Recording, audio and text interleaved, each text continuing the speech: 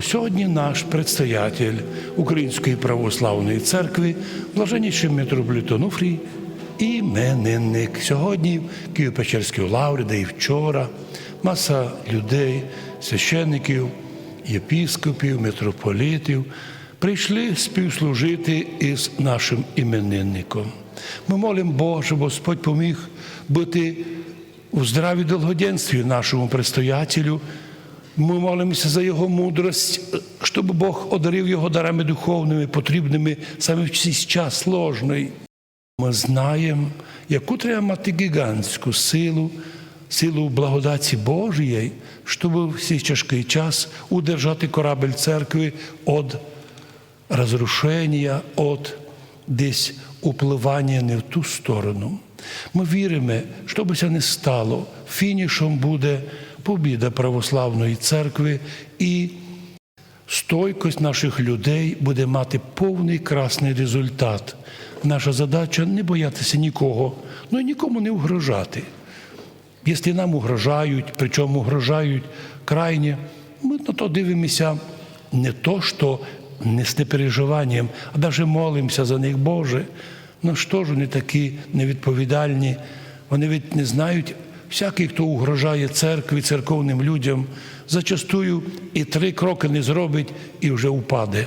А тому молимося в першу очередь за митрополита нашого блаженнішого Онуфрія, іменинника, а також за всіх архієреїв, за все священство і, головне, народ Божий православний, битий, гонимий, і вірний Церкві Христовій.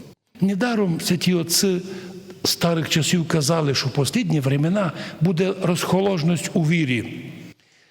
Сатанізм такий буде хитрий, залізати буде у всякі ідеї, буде ся прикривати добрими такими благими планами, будучи сатанізмом. Но спасатися люди будуть терпінням напастей, терпінням скорбей. Якщо людям, котрі нас б'ють, їм ся видить, що такі великі, славні, як один казав, доки йде війна, тепер треба їх бити, а гнати. Йому ся видить, що він мудрий. А ми собі думаємо, а нам время потерпіти і у Бога отримати благословення Божі. Бо всякий, хто за Христову віру претерпів, і тут на землі має многі милості, благословення, а в вічності награду. А нам більше не треба. Ми легенько віддаємо все на землі, лиш би приобрісти самий драгоцінний камінь, ім'я котрому Царство Божє, нагороду. І винесіть благословені свої дома. Благодарю всіх, хто нині зібрався в храмі на прославлення преподобного Онуфрія Великого, а з ним і попривітати і нашого іменинника, блаженнішого Онуфрія. Пост продовжається. Завтра в нас уже неділя всіх святих в землі руській просіявших. То термін всякі толкують по-разному. У Києві навіть думають, як би термін на руській землі просіявших замінити другим словом. Но ми, жителі Закарпаття, маємо чітко своє розуміння. Земля руська – це термін церковний.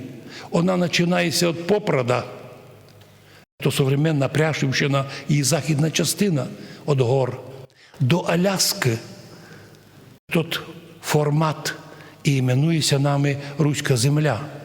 Ясно, що іменно і наша Карпатська Русь – частина руської землі.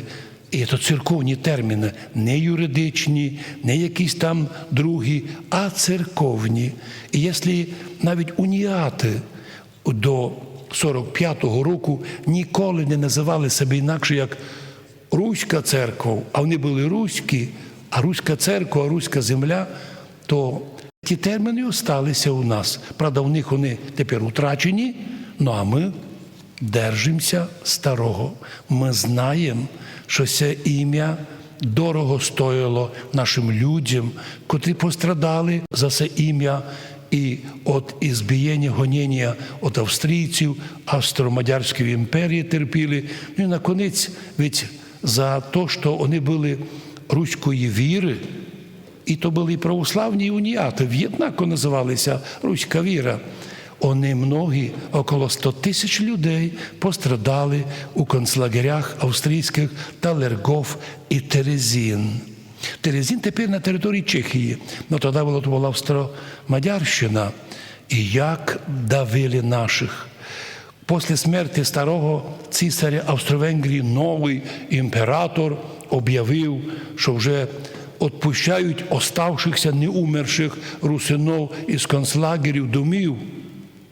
І об'явив, що всі ті 100 тисяч русинов, котрих везли як послідніх злочинців із Лемковини теперішньої, із Галичини, з Буковини, з Подкарпатської Руси, везли не за те, що вони злочинці, то термін, то слова цісаря австрійського, а за те, щоб вони не зробили случайно злочин.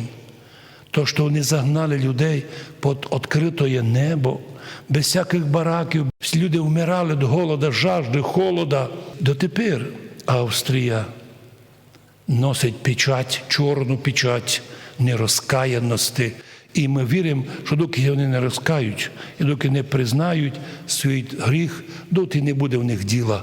Не буде в них діла, тому що у Господа усе записано. Ми не сердимося, ми претерпіли, і наші люди претерпіли, стали святими церкви і небожителями. Ну, а гонителі і надсмотрщики в концлагерях нині файно обігріваються безплатно у пеклі. Господи, благослови нашого блаженнішого митрополита Онуфрія в його день іменин. Бо якщо отець духовний наш іменинник, та й ми всі іменинники. Подобно тому, як діти в день, коли нянько суть іменинник, і діти іменинники радуються, бо розуміють, що авторитет батька завжди важний для дітей. Православна церква воспитала завжди видіти в образі нашого блаженнішого митрополита Онуфрія доброго пастиря, вірного пастиря, або архіпастиря, котрий у тяжкий час потребує одного – нашої молитви, підтримки і співтруда в тому, щоб уберегти нашу церкву у єдинстві. Ну, а ви несіть благословення в свої дома із Богом Святим.